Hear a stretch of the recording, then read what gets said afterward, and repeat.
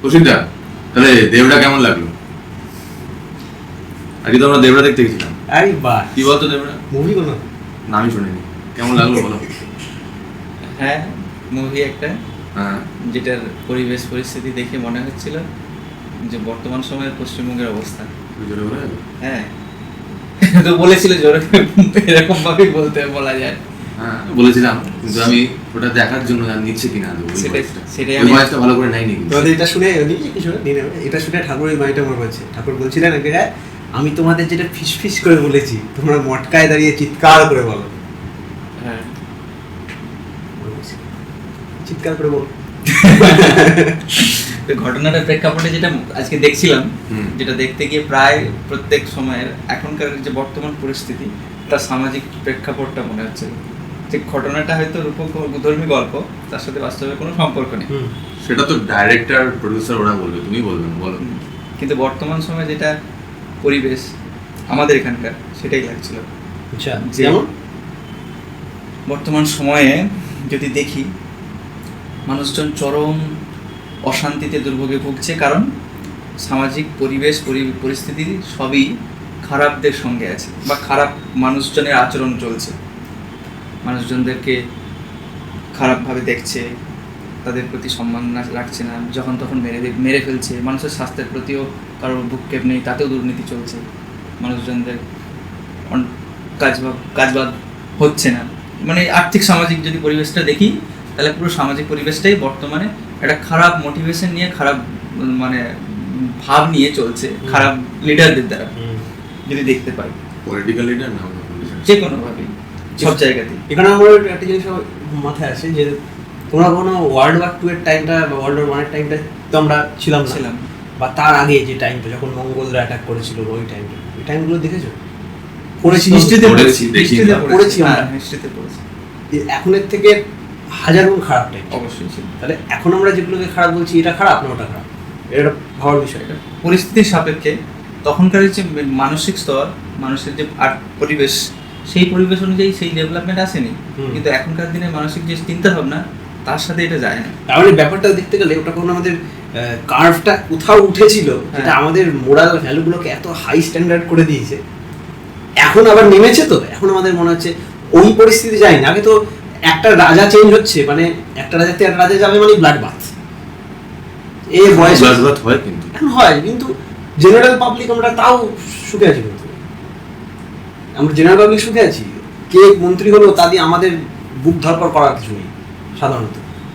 নেই সাধারণত, সেটা ঠিক আছে, আমি সাধারণত বলছি কত পিসফুলি হচ্ছে। আগে তো এটা মানে হবে মানে যুদ্ধ, একটা দেশ একটা দেশ যুদ্ধ হচ্ছে যখন তখন অ্যাটাক করে। রিসেন্টলি আমাদের রিসেন্ট ভোটেই দেখা গেছে যে একটা দল অনেক কিছু কম ভোট পেয়ে অনেক রাজ্য থেকে শাসন ক্ষমতা হারিয়েছে। আমি বলছি পিসফুলি ট্রানজিশনটা মানে এটা হয়েছে। কিন্তু আমি ঘটনাটা আজকে যেটা বলছিলাম, যে আজকে যেটা দেখছিলাম, দুটো ট্রানজিশন দেখছিলাম খুব ইন্টারেস্টিংলি। যখন ওখানে দেখছিলাম মানুষজন যুদ্ধ করছে, মেরে ফেলছে, কাটাকাটি, রক্তের সংগ্রাম চলছে, তাদের সেখানে ভালোটাকে মানে চুপ করিয়ে দিয়ে তাদের যে প্রতিষ্ঠা, মানে তারা যে আর্মস চুরি করে আনছে, সেগুলো দিয়ে মানুষজনদের মধ্যে খারাপ একটা কাজকর্ম হচ্ছে, তার যে চেষ্টা, সেটাতে যে বাধা দিচ্ছে, তার বিরুদ্ধে তাকে চাপিয়ে দেওয়ার চেষ্টা, মানে তাকে দমিয়ে দেওয়ার চেষ্টা করছে, যাতে তাদের কাজ অ্যাক্টিভিটিসগুলো বাড়িয়ে তোলা যায়। কারণ তারা টাকা পাচ্ছে ওখান থেকে। তো সেম ঘটনাই বর্তমান প্রেক্ষাপটে যদি একেবারে রিসেন্ট টাইম দেখি, যে মেডিসিন ডিপার্টমেন্টে ইকুইপমেন্ট দেওয়া আছে যেগুলো ইউজড হয়ে গেছে, যার মধ্যে দিয়ে মানুষ রোগ ছড়াতে পারে, কিন্তু সুদের ক্ষেত্রেও তো তাই। শুধুমাত্র কি টাকার লোভে? গ্রেড তো এখানেই মূল বিষয়, যে টাকার লোভে। সিচুয়েশনটা একই, প্রেক্ষাপটটা আলাদা। সেখানে মানুষ মেরে হচ্ছিল, এখানে হচ্ছে পরিস্থিতিতে মানুষকে চাপা দেওয়ার জন্য এখনকার যে সমস্ত কি হয়, প্রোপাগেন্ডা, ফেক প্রোপাগেন্ডা, মোটিভেশনাল কথাবার্তা মানুষের উপরে আরো কি বলে ডাইভার্টেড করার যে সমস্ত প্রসেসগুলো। যদি গড় আয়ু দেখো, এখনকার মানুষের গড় আয়ু কিন্তু অনেক বেশি। হ্যাঁ, অনেক, মানে তখন 25 বছর ম্যাক্সিমাম, এটা বেশি। তা যদি ঠাকুরের যে বেশি, যদি আমি যাই, ঠাকুর বলছেন বাঁচা বাড়ার আন্দোলন, সেই আমরা তো বাঁচা বাড়াই এগিয়েছি। ঠাকুর বলেননি পেসমেকার বসিয়ে তুমি ভয় পাবে। এইখানে একটা প্রবলেম, ওটা একটা প্রবলেম হয়েছে যে পাচ্ছি বাঁচার মতো বাঁচতে পারছি। এই শ্রী ঠাকুরের চিন্তাধারাও তো এরকম আছে, যে উনি বলেছেন যে বিষয়গুলো, যে মানুষের লাইফস্টাইল কিভাবে বাড়ানো যায়, তাদের লংজিভিটি কিভাবে বাড়ানো যায়, সেই বিষয়ে চিন্তা ভাবনা করে রিসার্চ করা, অর্গানিক ভাবে, ন্যাচারাল ভাবে, যেগুলোকে বাড়ানোর জন্য চিন্তা ভাবনা, যেগুলো স্টেরয়েড খেয়ে যদি আনন্দ হতো তাহলে স্টেরয়েড খেতাম, কিন্তু ব্যাপারটা হচ্ছে স্টেরয়েড খেয়ে আমার স্টেরয়েড নেওয়ার লালসা বাড়িয়ে দিচ্ছে, বিষয়টার সাথে হচ্ছে গ্রিড সলিউশন দিচ্ছে না। গ্রিড বাড়ানোর ব্যাপারটা সেইটা হচ্ছে খুব কষ্টকর। কিন্তু শ্রী ঠাকুর বলেছেন কি বলে যে সব শাকসবজি তাদের মধ্যে থেকে যে হচ্ছে কি বলে যে এনার্জেটিক যে ভাইব্রেশন সেগুলোকে যদি বাইরে থেকে ইম্পালস দেওয়া যায় তাদের প্রোটিনের তাদের যে ক্যালোরিফিক ভ্যালু বাড়ানো যায়, তার জন্য রিসার্চ করার কথা বলেছেন। কত আরো এটা তো অনেক তাও হাইয়ার ব্যাপারে সূক্ষ্ম ব্যাপারে চলে যাচ্ছে। এছাড়া ঠাকুর নর্মালি যে এইচআইভি যেটা চাইল্ডিক ভ্যারাইটি সিড ছিল ওটার অল্টারনেটিভ যে ঠাকুর তখনকার কৃষি স্টাইলের যে ব্যাপারটা, এবং আরও নতুন নতুন আইডিয়া দিয়েছে যে এই মাটিতে এই গাছের সাথে এই পোকার চাষ, এই মাছের চাষের সাথে এই ধরনের গাছ লাগানো, এইরা অদ্ভুত সব বলেছে। অ্যালগি কীভাবে চাষ, এগুলো নিয়ে অনেক আলোচনা হতো। কেষ্ট দাস তো ডায়েরিতে দেখেছি, দিনপত্রিতে তো আছে এগুলো। এবার ব্যাপার ইভেন আর্টিফিশিয়াল লাইফ বানানোর ব্যবস্থা বলেছে। ব্যাপার হচ্ছে কি তিনি বলেছেন একদিকে, তাহলে এখানে অনেক এরকমভাবে প্রশ্ন করবে যে আপনিই বলছেন লংজিভিটি বাড়াতে, লংজিভিটি বাড়িয়ে দিলাম, মানুষ বেশি দিন বাঁচলো, এত পপুলেশন বেড়ে গেল, ওই পপুলেশন জায়গার জন্য কামড়াকামড়ি করছে, তাই জন্য এত রিয়েল এস্টেটের ভ্যালু বেড়ে যাওয়া, জমি বেড়ে যাওয়া, তার জন্য উৎপাদন কম, সেই উৎপাদনকে ম্যানেজ করার জন্য এইচআইভি দেওয়া, তার জন্য উল্টোপাল্টা খাবার ফার্টিলাইজার তাদের জন্যই লাগাতে হচ্ছে, তো অসুবিধা হচ্ছে। ঠাকুর আদতে মানুষের কোয়ালিটি অফ লাইফকে ইমপ্রুভ করতে বলেছেন। আমরা যদি কোয়ালিটি অফ লাইফকে ইমপ্রুভ না করে শুধুমাত্র মানুষের লংজিভিটি বাড়িয়ে দিই, তাহলে আদতে আমরা সেই কোয়ান্টিটির দিকেই গেলাম। যে ক্ষেত্রে ঠাকুর যেটা বলছেন যে কুকুরের অনেকগুলো বাচ্চা হয় কিন্তু হাতির কম বাচ্চা হয়, কিন্তু আমরা আদতে মানুষের ক্ষেত্রেও আমরা সেই কোয়ান্টিটির দিকেই গেলাম, লংজিভিটি বাড়ালাম, কিন্তু মানুষের কোয়ালিটি অফ লাইফটাকে, মানুষের চরিত্রটাকে তার কোনো উন্নতি না করে অনেক দিন ধরে আমরা মানে লংজিভিটি বেড়ে গেল, সেক্ষেত্রে কোয়ান্টিটি বাড়লো, কোয়ালিটি বাড়লো না। এখানে একটা ইন্টারেস্টিং জিনিস হচ্ছে মানে যুগের সঙ্গে সঙ্গে ব্যাপারটা আরো কমপ্লেক্স হয়ে গেল। এর জন্য যদি আরেকটু যদি ইন্টারেস্টিংলি ভেতরে দেখি যে তিনি কিন্তু মানুষকে সম্পদ বলেছেন, তার মানে সেই পরিমাণ গুলো মানুষের সম্পদ তখনই যখন তারা সেইভাবে একটা কালেকটিভলি ভালোর দিকে চিন্তা ভাবনা রাখবে। তার মানে আমাদের প্র্যাকটিক্যাল ওয়েতে যে আমাদের চিন্তা ভাবনা, সেই চিন্তা ভাবনাটা হবে সত্যমুখী, এইখানটাতে গড়বিটটা বেশি। তারপরে ঘুরে ফিরে ওইখানে আসছে ব্যাপারটা যে চেতনার প্রবলেম। আমাদের কনসিয়াসটা খুব বেসিক, এদিকে প্রত্যেকটা বিইং, বিশেষ করে মানুষের মধ্যে যেটা ফুটে উঠেছে বেশি দেখা যায়, আধিপত্য বেশি দেখা যায়, যে সচ্চিত আনন্দ, আমরা অস্তিত্ব নিয়ে আছি, সত্তা আছে, চেতনা নিয়ে আনন্দ।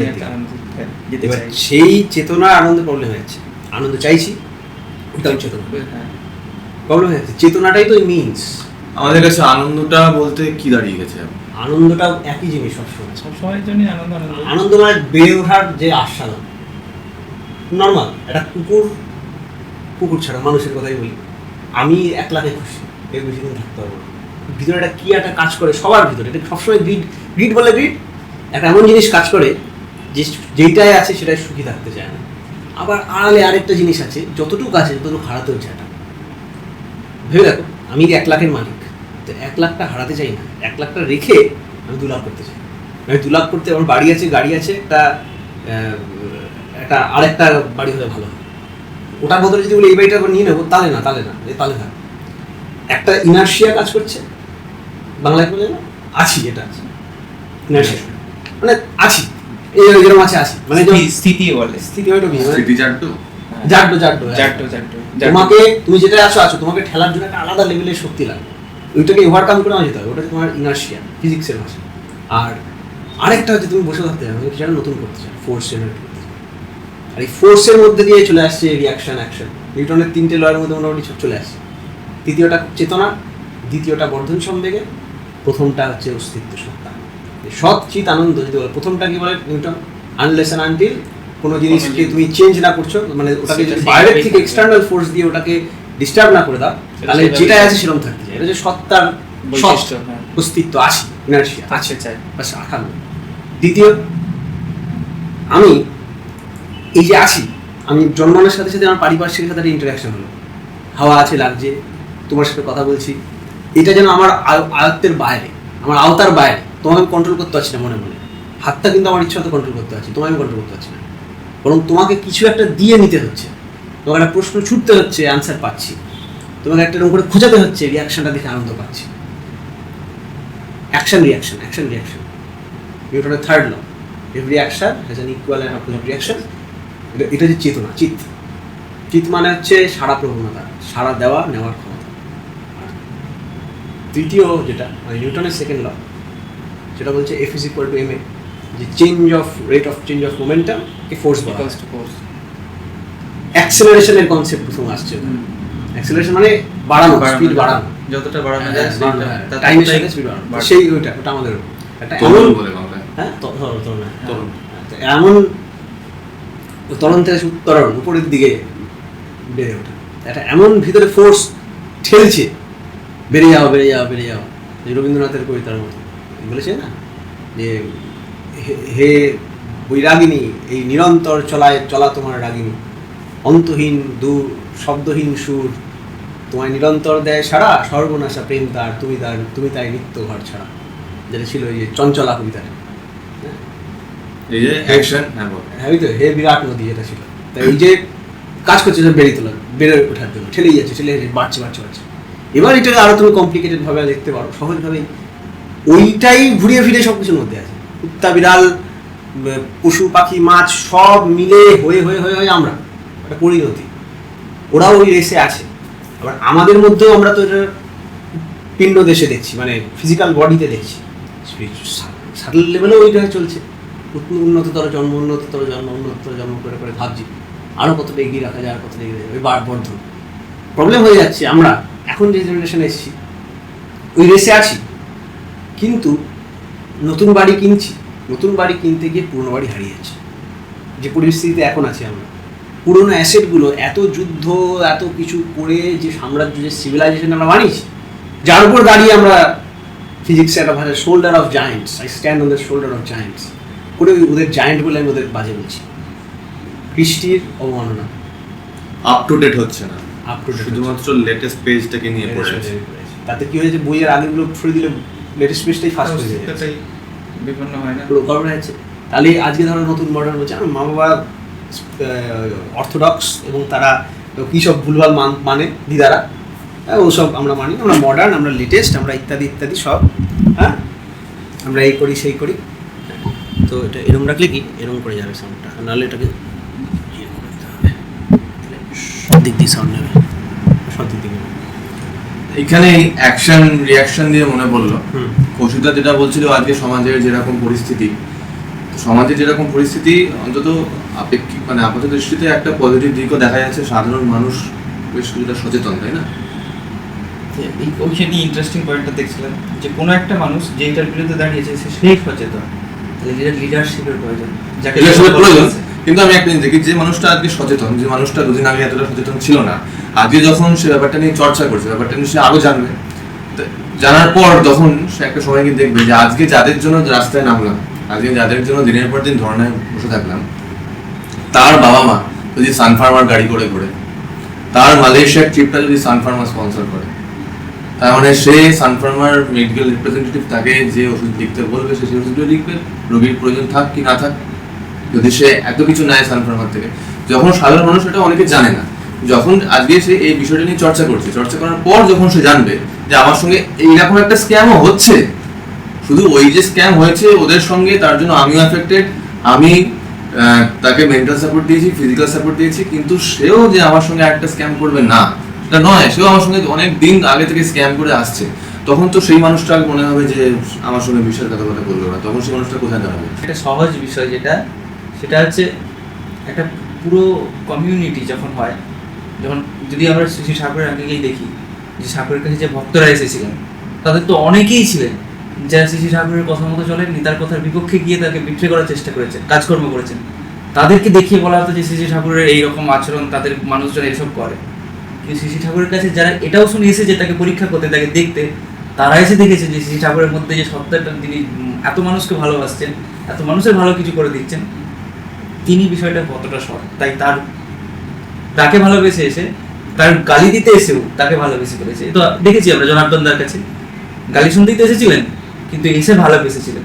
সেই ব্যাপারটাও এখানে তুমি যখন একটা কমিউনিটির মধ্যে দেখছো কিছু মানুষের অসৎ যে আচরণ, তাদের প্রতি যখন অসৎ আচরণের প্রভাব দেখতে পাচ্ছে মানুষ, তখন হয়তো কমিউনিটিকে গালি দিবে, কিন্তু সেই কমিউনিটির মানুষের কাছ থেকে যখন সে পরিষেবাটা পাবে, যেটা সৎ পরিষেবা বলতে চাইছি, সেই পরিষেবাটা যখন পাবে তখন সে তাকেই ভালোবাসবে, সেই যে সৎ পরিষেবা দিচ্ছে সে ব্যক্তি। তাহলে মূল ব্যাপারটা কি হলো যে তার চরিত্রগত অভ্যেসকেই সে শ্রদ্ধা করছে। কমিউনিটিকে তখন অশ্রদ্ধা করতে পারে, কিন্তু সাময়িকভাবে করার পরেও যখন তার কাছ থেকে সেবাটা পাবে তখন সেই মানুষটাকে অশ্রদ্ধা করবে যার কাছ থেকে পাচ্ছে না সেভাবে। তাহলে আলটিমেটলি দেখা যাচ্ছে মানুষের চরিত্রে যদি পরিবর্তন না ঘটানো যায়, তাহলে এই আন্দোলন, অমুক আন্দোলন, তমুক আন্দোলন, এটা কৌশিকদা বলছিল আজকের পরিস্থিতি, সেখান থেকে কোনো মুক্তি নেই মানুষের। মানুষ ধারণা করে, আমি ধারণাকে কোনোভাবে ছোট করছি না, আপাতকালীন পরিস্থিতিতে ওটাই দরকার, কিন্তু ওটা আমাদের সলিউশন নয়, আমাদের লং টার্মে গিয়ে বা আমাদের নেক্সট সলিউশন ওটা নয় আমাদের। তাহলে প্রত্যেকটা মানুষের চরিত্রই কিভাবে ছুঁয়ে যাবে আমাদের? একটা ঘটনা, একটা আলোচনা মনে করছে, ঠাকুর ইচ্ছায় একজন খুব নিরাশ হয়ে ঠাকুরের কাছে প্রশ্ন করেছে, ঠাকুর এই যে দিনকাল আসছে, ভালোর মধ্যে বাজে, বাজের মধ্যে ভালো, আচ্ছা এই যে পরিষেবার কথা বলছিলাম, এখানে একটা কথা বলি যে ধরো তুমি আমি ইনঅ্যাক্টিভ হয়ে বসে আছি, ধরো কাজ করছি না, বসে রয়েছি, ঠিক আছে, ওইদিকে যারা ঠাকুরের বিক্রি করছে তাদের হয়তো ইকোনমিক্যালি স্টেবিলিটি পেয়ে যাচ্ছে বিক্রিতেও প্রচার করে, কিন্তু তারা পরিষেবা দিচ্ছে না। কোনটা ভালো? তার কাছে গ্রহণযোগ্যতা তাদেরই থাকবে, সেটা যদিও গ্রহণযোগ্যতা না, কোনটা ভালো? ভালো কোনটা? কি হলো? অবশ্যই সেটার ক্ষেত্রে তার চারিত্রিক পরিবর্তন হবে ভালো। ও ওইদিকে মেয়েদের সাথে লটপট করছে, কিন্তু তোমাকে তোমার সেবাটা দিয়ে দিচ্ছে, তোমাকে ব্যবস্থা করে দিচ্ছে, তোমার এখানে একটা ইন্টারেস্টিং ফ্যাক্ট আছে যে সেবাটা নেওয়ার পরে তার মধ্যেও সেই ভাবের জন্ম দেয়। অত দেখছি না, তখন সে সেটা বুঝতে পারবে না, কিন্তু যখন নেওয়ার পরে তার মধ্যে এই ভাবটা যখন চালিয়ে যাবে, তখন সে যদি নিজে থার্ড পার্টি দেখে তখন সে থার্ড পার্টি তো আসছে, তখন তো এটা হয়ে যাবে, এরকম ভাবে দেখবে সে ওই পরিস্থিতিতে আমি যদি ওই কাদা জলের কাছ থেকে জল না পেতাম তো মরে যেতাম। হ্যাঁ, সেটাও তখন তুমি কোথায় ছিলে? অনেক কিছু ওই অবিকৃত সৎসঙ্গে কোথায় ছিলে তখন? অবশ্যই তো এরকম হয়েছে আমার ক্ষেত্রে। এখানে যেটা দেখছি ঠাকুর এই ঘটনাটা মনে করছে, বলেছিলেন যে ঠাকুরকে যে ভালোতে বাজে, বাজেতে ভালো, এই কী পরিস্থিতি, কী এরকম করে সবাইকে ঠিক করা যাবে না, হ্যান ত্যান ঠিক আছে। ঠাকুর কিন্তু একটু ডিমোটিভেটেড হয়নি, ঠাকুর অন্য ডিমোটিভেটেড দেখালে দুঃখ পেয়েছি না, চুপচাপ বলেছে দম্বল দেখেছো, দম্বল এতটা দুধের মধ্যে এতটুকু দই ছড়া বলে ওটা দিয়ে দিলে পরবর্তীকালে পুরোটা দই ফার্মেন্টেড হয়ে যায়, ওইটুকু দম্বল দরকার আমার। কয়েকজন যদি কিছু অ্যামাউন্ট ওই রকম খাঁটি ওই লেভেলের তৈরি হয়, এটাই কিন্তু আমাদের দেশের আজকে যে বার্তাবাহ যেটা বলছিলেন যে ইষ্টের বার্তা বহন করে নিয়ে বেড়াবে, যে ওরকম কিছু কর্মী, ওরা একজন বাড়ি ছাড়ে, যদি বাড়ি ছাড়া দিয়ে সন্ন্যাসী যদি বলে একজন বাড়ি ছাড়ে 10 জনকে বাড়ি দেবে, এরকম আম সবাই খাচ্ছে, সবাই আম কিন্তু চাষ করছে না, কয়েকজন দরকার যদি আম চাষের দায়িত্বটা নেয়, দরকার হলে নিজেকে বলিদান দিয়ে। আলাপ নিরঞ্জন গানটা শুনতে বলেছিলাম, শুনো, যদি মানে অন্য জায়গায় স্ট্রাইক করবে। গল্পটা বলি, এর গান আছে একটা ঈশা ফাউন্ডেশনের, দারুণ গান, পুরনো, অনেক পুরনো গান, গোরখপুর, তোমার আদিত্যনাথ, যোগী আদিত্যনাথ সিএম, ওনার উনি যেখানকার পীঠাধীশ্বর আর কি, মানে আচার্য, ওই হ্যাঁ আচার্য মানে ওখানকার হেড, তো ওই গোরখপুর আগেকার ওরা কানে গিয়ে পড়তো, যাই হোক গোরক্ষনাথের ওই আশ্রমে ওইখানকার স্টোরি, ওখানকার একটু সন্ন্যাসী ছিল, ওরা আলাপ নিরঞ্জন ফলো করতো। এক সময় ছিল যে এই আলাপ নিরঞ্জন কিন্তু নানকপন্থীদের ওখান থেকে আসছে, আমাদের আসে প্রার্থনা আলাক আগাম কো দেখতে দেখে, ওই আলাপ নিরঞ্জন পুরুষ আমাদের আছে। যাই হোক, ওগুলো পরে আমরা নিয়ে আরও কাজ করব। তো এই আলাপ নিরঞ্জন করতে করতে লোকটা যাচ্ছিল, যেতে যেতে তুমি ওটা একটু ইনফরমেশনে দিয়ে দিও, যে পরে বার দেয় না ভিডিওর এখানে আপনারা দেখতে পারবেন, হ্যাঁ দিয়ে দেবো, আপনারা এখানে ওই গানটা শুনতে পারেন। তো ওইটা যখন আপলোড করা হয় তখন যাবে। তো যখন একটা লোক ভিক্ষা করতে করতে যাচ্ছিল, ভিক্ষা করতে করতে একজন বড় লোকের বাড়ি নিজ দিয়ে যাচ্ছিল, তার বাড়িতে বলছে আলাপ নিরঞ্জন কিছু ভিক্ষা দেবে। তো সে কিছু এরকম, সে নিজে একটা মেয়ে ছিল, বিবাহিত মা ছিলেন, ইয়ং, তো সে নিজে দূর থেকে দেখে একটা কাজের মেয়েকে পাঠায়, কাজের মেয়ে দিল, সে দূর থেকে দেখছে ওই সন্ন্যাসীরা যে কি সুন্দর গৌরকান্তি, একদম পরিষ্কার, চন্দন মাখার বস্ত্র লাগানো, এত সুন্দর, খুব লজ্জা পেল। পরের দিন আসলো আলাপ নিরঞ্জন, সে নিজে গিয়ে দিতে গেল, এত সুন্দর দেখে একদম মোহিত হয়ে গেল। মা কিছু ভিক্ষা দেবেন, দিলেন, চলে এই আমাদের মতো বয়সী 25-26 বছর বয়স, আমার বয়স 25-26 না, আমার 25, আমাদের যাই হোক ঠিক আছে, আমাদের মতো এই বয়স 30, ঠিক আছে, আর কেন অন্যদিকে চলে যাচ্ছে। তো এই যে যখন এরকম ভিক্ষা করতে যাচ্ছে, পরের দিন এসে, একদিন এসে সেকেন্ড দিন তাকে দেখেছে, দেখে বলছে যে যে আপনার চোখ কি সুন্দর, আপনার চোখটা দেখেই আমি মোহিত হয়ে যাচ্ছি, এর মধ্যে আমি হারিয়ে যাচ্ছি। চাঁদ সূর্যরও এত বিউটি না আপনার চোখে যথেষ্ট সুন্দর। ও সবসময় ভাবে রয়েছে, ও নামে রয়েছে, তার প্রভুর নাম করছে।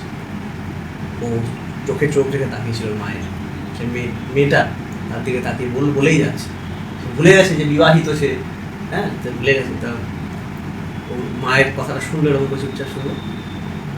তোমার চোখ কি চোখ নিয়ে কত বর্ণনা, আলাপ নিরঞ্জন বলে চলে গেল। তৃতীয় দিন এসছে, আলাপ নিরঞ্জন বলতে বলতে পাড়া দিয়ে ঢুকছে, সব ছুটে এসছে, মানে মহিলাটা সে ছুটে এসছে, গিয়েছে দেখি কোথায় কোথায়। তো সেদিন অন্য কোথাও ভিক্ষা করতে গেল, ডাইরেক্ট ওই মহিলার বাড়িতেই গেল। মেয়েটা একটু সেজে বুঝে আজকে শাড়ি করে আরো পরিষ্কার হয়েছে, সেজে এসে গেছে। তখন মানে ভিক্ষার পাত্রটা গিয়ে মায়ের হাতে দিয়ে দিল, যে না। ও হাতে পাত্রটা নিয়ে ওর হাত কাঁপছে, বুক ধরপড় করছে, চোখ দিয়ে জল গড়িয়ে আসলো। দেখছে পাত্রটার মধ্যে দুটো চোখ, উনি অন্ধ। বলো, কালকে মা তুমি কালকে আমার চোখের কত সুন্দর বর্ণনা দিয়েছিলে, আমার চোখটা তোমার কত ভালো লেগেছিল, তাই আমার চোখ দুটো উপরে এনেছি তোমার জন্য। কারণ এই চোখ দুটো একটা ম্যারিড ওম্যানের কবর খুঁড়ে দিয়েছিল, এই চোখ দুটো আপনাকে দিয়ে গেলাম, আপনি এত সুন্দর বলেছিলেন। ও মানে এমন গিল্ট ফিল করছে, এমন ই করছে, পাগল হয়েছে। তো সাধুরা বলছেন যে ওই লোকটা ব্লাইন্ড হয়ে যেতে রাজি, অন্ধ হয়ে যেতে রাজি, আরেকজনের অন্তরের চোখ খোলার জন্য। আলাপ নিরঞ্জন কোনো কিছু বয়ে গেল, চোখ গেছে কিছু যাচ্ছে, আলাপ নিরঞ্জন বলতে বলতে লাঠি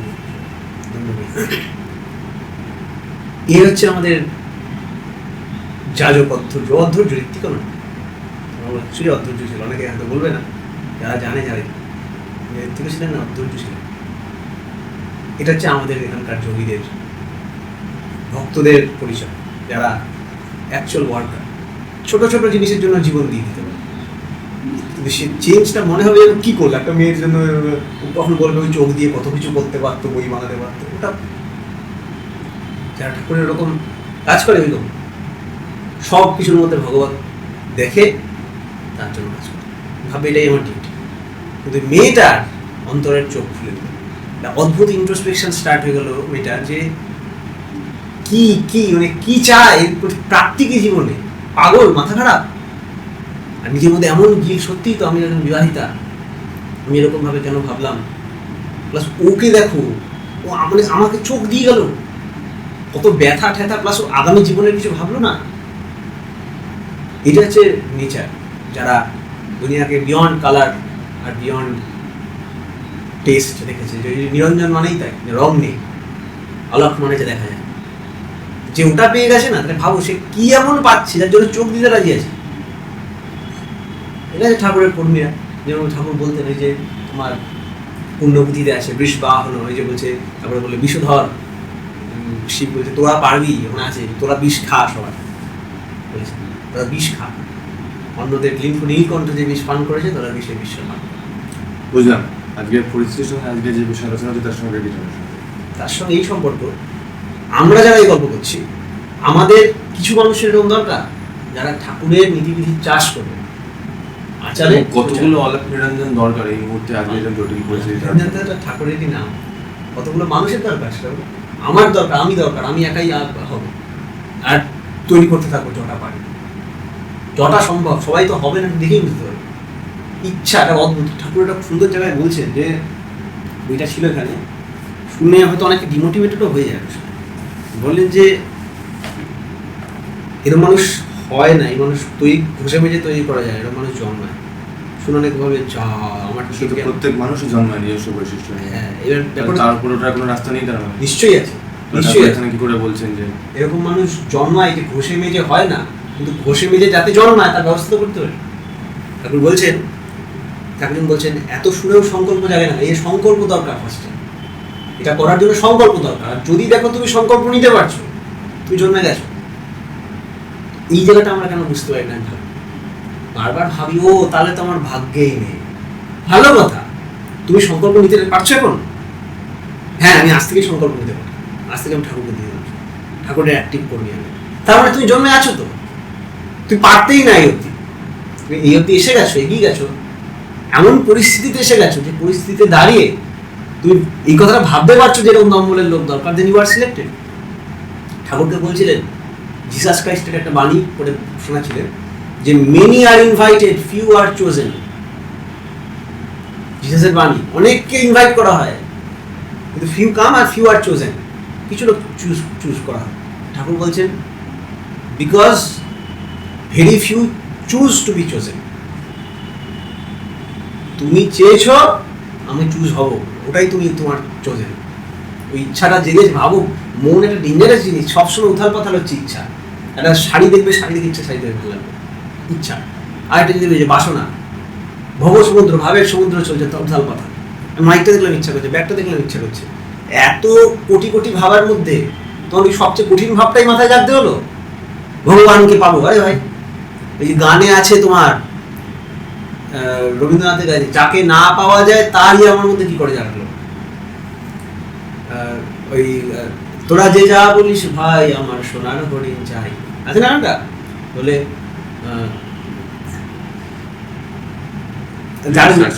না নাগালে পেলে পেলায় ফেলে লাগায় তো চোখে ধাঁধা, আমি ছুটবো পিছে মিছে মিছে, পাই বা নাহি পাই। ওখানে গানটা যে একটা জায়গায় ছিল, হ্যাঁ, তোরা পাবার জিনিস হাটে কিনিস, রাখিস ঘরে ভরে, যারে যায় না পাওয়া তারই হাওয়া লাগলো কেন মোরে। আমি তো তোমাদের সাথেই আছি, মানে পরিবেশকে বলছি, তোমাদের সাথেই ছিলাম, সবই নর্মালি হচ্ছে। আর তোরা পাওয়ার জিনিস হাটে কিনিস, রাখিস ঘরে ভরে, সবসময় ভিতরে একটা ইনসিকিউরিটি, হারিয়ে যাবে হারিয়ে যাবে হারিয়ে যাবে, তাই জমিয়ে রাখছি। ওই ইনসিকিউরিটি সবারই হয়, কিন্তু এই একটা দলে জমাচ্ছে না। এগুলো এমন একটা জিনিস চাচ্ছে যাকে পাওয়া যায় না, যাকে পাওয়া যায় না বলে দিচ্ছে পাওয়া যাচ্ছে না, হাজারো কোটি কোটি লোক দেখছে পাওয়া যাচ্ছে না, কিচ্ছু বদলে পাবে না, তাকে পাওয়ার জন্য উদলা হয়ে রয়েছে এবং তাকে দিয়ে যাচ্ছে। অদ্ভুত ব্যাপার। তোরা পাওয়ার জিনিস হাটে কিনিস, রাখিস ঘরে ভরে, যারে যায় না পাওয়া তাই হওয়া লাগলো কেন মরে। উল্টে আমি যা জমিয়েছিলাম, আমার যা ছিল তা গেল ঘুচে, যা নেই তার ঝোঁকে। এতে আমার চিন্তা না, লোকের চিন্তা হয়ে গেছে আমাকে নিয়ে। আমার ফুড়োয় পুঁজি, ভাবিস বুঝি মরি তারই শোকে। আমি রইছি সুখে হাস্য মুখে, দুঃখ আমার নাই, আমি আপন মনে মাঠে বনে ধায় হয়ে ধায়। ওইটা সোনার ঠাকুর, উনি তো হরিণ দিয়েছেন, সোনার হরিণ। সোনার হরিণ না সোনার গৌর সেটা তো যে জানে সে বুঝে, প্রাণ বুঝে যায়। কৃষ্ণ নিগান লিখতে হলো ব্রাহ্ম, অনেক অসুবিধা আছে, তো ওই ঘন কুসুম কুঞ্জ মাঝে নামটা চেঞ্জ করে লিখলেন, ভাষা চেঞ্জ। হ্যাঁ, অনেক ছদ্মনাম ছিল, হয়তো উঠে গেছে সব, জানে রবীন্দ্রনাথ অনেক কি করেছে। পরবর্তী বুড়ো হয়ে হয়তো ওপেনলি বলেছেন যে হ্যাঁ আমরা অ্যাকচুয়ালি পুরুষোত্তমকে চেয়েছেন। আমার একটা কথা বল, তাহলে তো রিকগনিশনটা পেলো না, সেই আদর্শ রেখে চায় না ওনাদের, যেটা আমি দেখাই যাচ্ছে ওনারা অন্য টেস্ট পেয়েছে, কিন্তু ওনারা টেস্ট পেয়েছেন, আমাদের এই পারিপার্শ্বিকটা তো চেঞ্জ হচ্ছে না। এইটা একটা ব্যাপার, এটা ওটা একটা তো স্বার্থপরতার ছোট মুখে, ছোট মুখে একটা বড় কথা হয়ে যাবে। অবশ্যই হচ্ছে, সেটা হতে আমি বলছি হতে পারে, কিন্তু আমার জন্য ছোট মুখে একটা বড় কথা হয়ে যাবে। সেটা হচ্ছে সবার একটা স্টেজ আছে, অনেকে আছে বহুদিন সাধনা করেছে, করে করে করে করে করে করে মেন্টালি এতটা ম্যাচিওর হয়েছে যে বসে থাকতে পারছে। তারপরে সে বেদ বেদান্ত মনে রাখুন আরো কিছু আছে। আমাদের মহারাজ থাকতো একজন ইয়েতে, তোমার রামকৃষ্ণ মিশন, এটা সে বয়সের সাথে ভুলে যাচ্ছে সব। বলতে ও কিভাবে বাণী মনে করবে, ভুলে যাচ্ছে। ও বলছে আমরা সব ভুলে যাচ্ছি দিন দিন। তখন আপনি তাহলে এত সারা জীবন পড়াশোনা করলেন, সারাটা লাইফ সেটা একটা অন্য কিছু করতে পারতো, যাজন করতে পারতো, পড়ে পড়ে নষ্ট করে দিলেন, এখন ভুলে যাচ্ছেন। বাহ! এখন বলছেন ওইটা পড়ার যতটা ডিউটি ছিল তার যা ফল সেটা পেয়ে যাচ্ছে।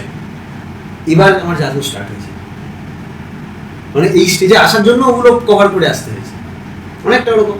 সেইভাবে দেখা যেতে পারে তারা ওই দিকটা তৈরি হয়ে এসছে, রবীন্দ্রনাথ হতে পারে, কে জানে। সেই রামকৃষ্ণ মিশনটা আলাদা করে আমাদেরকে এখানেও তৈরি করতে হবে। স্বামী বিবেকানন্দ এবং আরো যারা যারা ছিলেন, আমি তো জানি না, ওনারাই বলতে পারবেন ভালো। সেটা হচ্ছে প্রত্যেকবার পুরুষোত্তম এসে যখন একটা নতুন দেখায়, নবীন বেদে দায় না, ওই পুরোনোটাই অ্যাকচুয়ালি ওনারাই ওদিকে তাকিয়ে বলে হবে না। দেখলাম উনারাই অ্যাকচুয়ালি ঠিকটা কি যেটা ঠিকটা মুছে যায়, ঠিকটা অবলিটারেট হয়ে যায়, চাপা পড়ে যায়, মাটি হয়ে যায়, ওটাকে ক্লিয়ার করতে তিনি দিয়ে যান। কারণ মাটিটাই আমরা এত অভ্যস্ত হয়ে গেছি, পরিষ্কারটা বোঝা হয় না, তখন পরিষ্কারটা ঠিক। তখন বাধ্য হন ঠাকুর কি সৎসঙ্গ অর্গানাইজেশন করতে, যে না হয়ে উঠেছে আমাদের সেন্টার করে, আর মিল ছিল না কারোর সাথে। সেটা তো ঠাকুর যখন রামকৃষ্ণ পরমহংসদেব এলেন তখন তিনি যে তিনি যখন নিজস্ব একটা মুভমেন্টটা পুরোনোটাকে আপ টু ডেট করে শুরু করলেন মুভমেন্টটা, সেটা তো দক্ষিণেশ্বর মন্দির থেকে না, ওটা তিনি কোনো রকম করেন, ওটা আজকে মনে হচ্ছে কোনো মুভমেন্ট ঠাকুর অনুকূলচন্দ্র যেভাবে করেছেন কোনো কিছু ওরকম করেন। তিনি ছিলেন একা, ওয়ান ম্যান আর্মি বসে, দুনিয়ার লোক অ্যাট্রাক্টেড হয়ে এসেছে। ঠাকুরের বেলা ওরকম ছিল শুরু শুরু। মায়ের জন্য, মায়ের ওপরে একটা এসে অর্গানাইজেশন হয়েছে, ঠাকুর কোনো ছেলে লোকজন অর্গানাইজেশন তৈরি করেছে, অর্গানাইজেশন হয়ে যায়। ঠাকুর এবার এতটাই মানে বাধ্য হয়েছে, মানে আমরা কিছুই করছি না, ঠিক আছে, এই জন্য তিনি নিজের থেকেই করতে ছাপাতে হয়েছে। শ্রী ঠাকুর রামকৃষ্ণদেবের কাছেও যখন স্বামী বিবেকানন্দরা এসেছিলেন, তার সাথে তার আরও যারা এসেছিলেন তখনকার ইয়াং ছেলেরা, তারা এসেছিলেন অ্যাকচুয়ালি তার কাছে এসে কথোপকথনের জন্য, তার কাছে কথাগুলো নিয়ে ভালো লাগছিল, তার সাথে আলোচনা করতে, কথোপকথনের জন্যই তারা এসেছিলেন।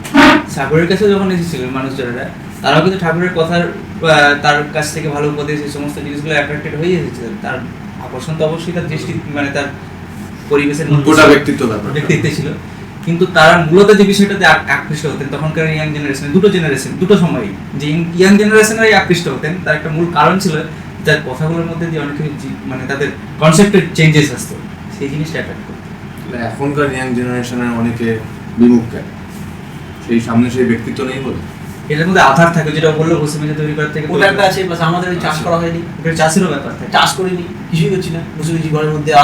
একটা বিষয় হচ্ছে, এটা যদি বাইরে পরিবেশে যদি না আমরা কাজ করি, ওই যে একটা মানুষ বিপদে পড়েছে, তাতে যদি সমাধানটুকু না দিই, আমাদের দেখো আমরা কতটুকু কাজ করেছি, কদিন কাজ করেছি, তার রেসপন্সিবল সেই জায়গাতেই হোক, কিছু করিনি, আর বসে আছি চুপচাপ। আর রেসপন্স কি, এখানে একটা জিনিস দেখবে, ওই যে যতই আমরা ইয়ার্কি মারি, যাই বলি, যতই আমরা মানে বাজে বাজে কথা বলি, ঠাকুর এই যে একটা লিনিয়েজ আছে না, লিনিয়েজ মানে কিন্তু ব্লাড লিনিয়েজ ফিনিয়েজ পরম্পরা বলছি না, এই যে উপনিষদ কাছে বসে শেখা, এটা যে কত গুরুত্ব আছে।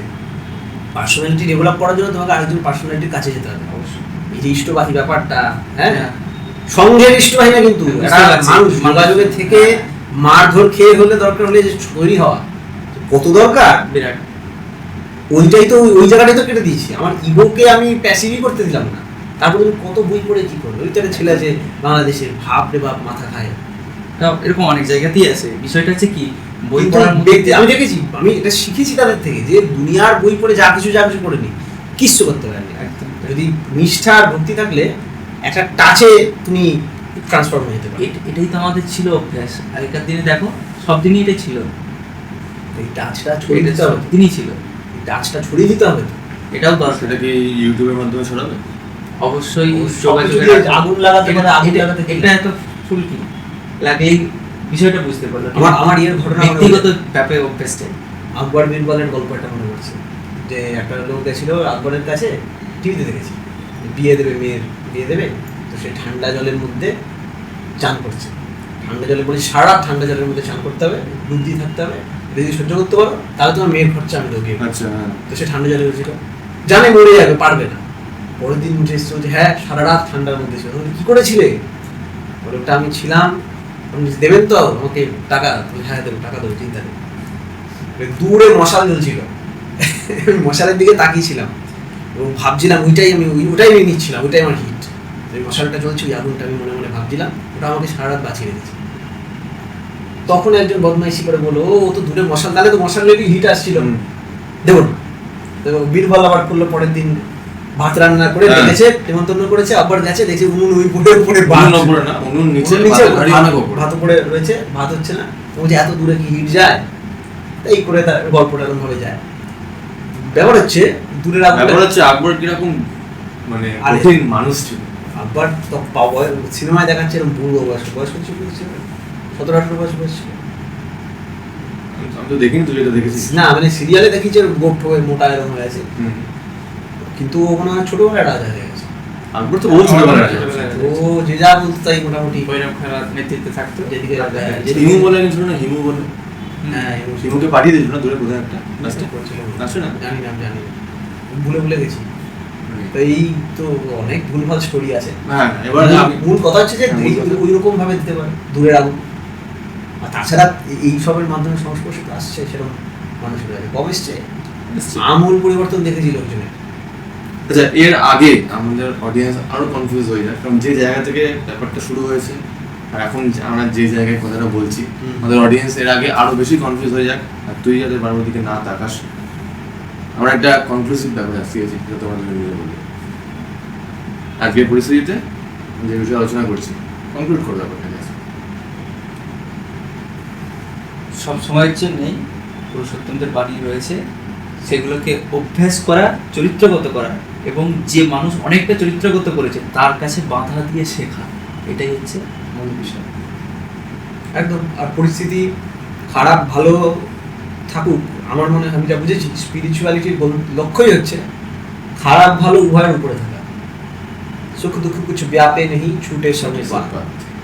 আমি দ্রষ্টা স্বরূপ হয়ে আমি এটাকে দেখবো এবং যতটা ভালো করা যায়, কারণ ভালো করলে আমারই বহু, আমি বহুর মধ্যে বিরাজিত হয়ে আছি।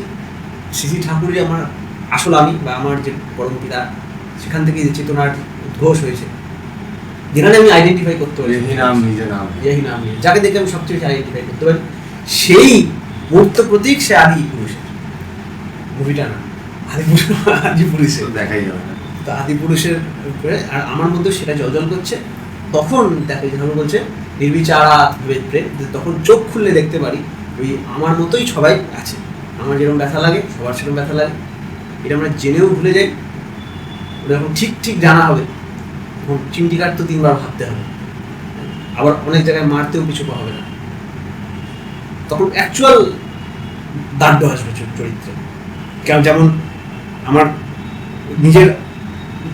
নিজের ছেলে মেয়ে দুষ্টুমি করলে এখন মারাটাই তখন মনে হয় না মারলেই হবে না, ওইরকম একটা দায়িত্ব চলে আসবে। শ্রী ঠাকুরের কাছে লোক এসে ঠাকুর গাওয়াচ্ছে, বকা দিচ্ছে পেশেন্ট, বলছে যে ঠাকুর বলছে দাদা ঠাকুর আপনার জায়গায় ডাক্তার ছিলেন ঠাকুর, আপনার জায়গায় অন্য কেউ যদি ওই কথাগুলো বলতো তার মুন্ডু ধরে কেন বলেছিল, মুন্ডু ছিঁড়ে আলাদা করে দিতাম,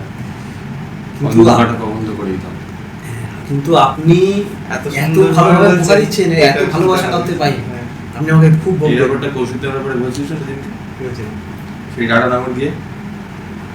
ও হ্যাঁ, ওটার ডিফারেন্স আছে, কোন ডিফারেন্স আছে উনার কৌশিক দেওয়ার সেই বৈশিষ্ট্য যেগুলো আছে, কিন্তু উনার ঠাকুরের বকা থার্ড পারসন দেখবে বোকা, মানে অ্যাকচুয়ালি বোকা। যাকে বকা হচ্ছে তার মধ্যে সেটা যায়, আর তার আশিস বৈশিষ্ট্য, অদ্ভুত ফ্যামিলিয়ারিটি একটা থাকবে। মায়ের বকা মিস করে মা চলে যাওয়ার পর, যারা যারা পরিস্থিতি জানে, হ্যাঁ, তো ওইরকম ওই মিসিংটা, সে বকছে আর কন্টিনিউয়াসলি ভাবছে যে অতটা বুকে না দিয়ে যেটা চলছে, আমার ওর ভালো হোক, ওর ভালো হোক, ওর ভালো হোক, বকার মধ্যে দিয়ে যাচ্ছে। গুন্ডার বকা না, গড়ালে মেরে দেবো, ওরকম না। মোল্ড মানে সব কিছুকে মোল্ড করা, ঠাকুর ইষ্ট স্বার্থ প্রতিষ্ঠা সব কিছুকে মোল্ড করা। ঠাকুর বলছেন হাতে কেটে গেছে মামড়ি যে বেড়ে থাকে, যে যত্নের সাথে ওই মামড়িটা তুলি, মামড়ি তোলাটা বাজে, কিন্তু আমরা নিজের চামড়া ছিঁড়ছি, হার্মফুল, বাট না তুললে হবে না, তাই জন্য অতটা যত্নের সাথে ব্যথা না লেগে যায় এই পরিচালনায় তুলি, ওইটা হচ্ছে ঠাকুরের বকা। অদ্ভুত। আচ্ছা, মামড়ি তুললে কি তাড়াতাড়ি হিল করে? সময় না, কিন্তু ওটা প্যালপিটেট করে উপরে দোলে, যে হাতে লাগলো এরকম করে, ওটা তো চামড়ার সাথে কানেক্টেড, বেশি ছিঁড়ে গেল, এইসব রিস্ক থাকে। ওটাই মামড়িটা যেহেতু আইসোলেটেড সেলস, ওটাই ইনফেকশন হলে ছড়িয়ে যেতে পারে, এরকম। কিন্তু না খোলাই ভালো, কারণ যদি না খুলে সম্ভব হয় ভালো, কারণ ওইটা তো আর স্কিনের সাথে মার্চ করবে না, এপিডার্মিসের সাথে, ওটা বাদ, ওটা এমনি ঝরে খসে ফেলবে, তো ওইটুকু কেটে দাও। আর কিন্তু ভুলভাবে টানতে গেলে নতুন জেনারেট হয়ে যাবে। মানে মানুষের সঙ্গে মিশতে গেলে, মানুষকে ডিল করতে গেলে এত কিছু মাথায় রেখে কথা বলতে হবে, মানে ওইটার পরিস্থিতি এত কিছু। আর মজা হচ্ছে এত কিছু সবটা এরকম ভাবে, যতটা আমরা ক্যালকুলেটিভ ভাবে দেখছি, ক্যালকুলেশন না, এটা ইনভলুন্টারি প্রসেস। এটা যদি মানুষদের অভ্যাসের মধ্যে দিয়ে যদি চরিত্রগত মানে ভালো আচরণ করে, ভিডিওটা শেষ করব। হ্যাঁ, যখন ভালো আচরণ অভ্যাস করে তখন অটোমেটিক্যালি এগুলো তার কাজের মধ্যে চলে আসে। বাংলা কথা, তুমি ফাইবার খাও, টাইমলি ফাইবার খাও, ঠিক ঠিক কার্বোহাইড্রেট খাও, কম মোটামুটি যতটুকু দরকার খাও, তোমার elementary system will take care of the rest. Body কিরকম হওয়ার হবে, তাই সিম্পল ব্যাপার, আমাদের এত ভাবতে হবে না, যেটা করণীয় অভ্যাস করলেই বা বাকিটা অটোমেটিক্যালি আসতে থাকে। খুব এক লাইনে ব্যাপারটা বলতে গেলে সলিউশন আগে যা ছিল এখনো তাই সেম, কিন্তু এতটা পরিষ্কারভাবে যেহেতু প্রবলেমটা এত ডেঞ্জারাস তাই সলিউশন ততটাই সুপ্রিম একদম। যে যজন যাজন ইষ্টভৃতি পরায়ণ হয়ে একজন ইষ্টবাহীকে সঙ্গে রেখে মানে ইষ্টবাহীর কাছ থেকে টিচিংসগুলো জেনে যে কোনটা ঠিক কোনটা কিরমভাবে কী হয় সবসময় সজাগ রেখে ঠাকুরের লিটারেচারের সাথে, কারণ যতদিন যাবে আমি জানতে পারবো যে কোনটা ঠিক কোনটা ভুল, সেটা আমার মধ্যে ডেভেলপ হবে, আমিও অ্যাডভান্স হচ্ছি। এটা রেখে উপযুক্ত শ্রদ্ধা সব জায়গায় ঠিক রেখে করণীয়টা করে চলো। যজন যাজন ইষ্টভৃতি সস্তায়নী সদাচার এ থাকলে আর কিছু লাগবে না, কিন্তু খোদাই চালাতে হবে, কর্ষণ চালাতে হবে। আর কিছু সেকশনের সামান্য হলেও এখন তো বোধহয় নিড আর একটু বেড়েছে, সেরকম সামান্য কিছু লোক দরকার যারা এই কাজের জন্য ডেকেট থাকে। আর তুমি যাই বলো, ফুল টাইমার বললে ফুল টাইমার বলো, হাফ টাইমার বলো হাফ টাইমার, কিন্তু চেতনায় সে ফুল টাইমার, সে এক শিবাঙ্গ হয়ে গেছে, মানে ঠাকুরের সাথে রয়েছে, যা করো তোমার জন্য করো। এরকম কিছু বানর সেনা কিছু অল্প হলেও দরকার, করতে পারছি তো ব্যাস কমান্ডো। একটা হবে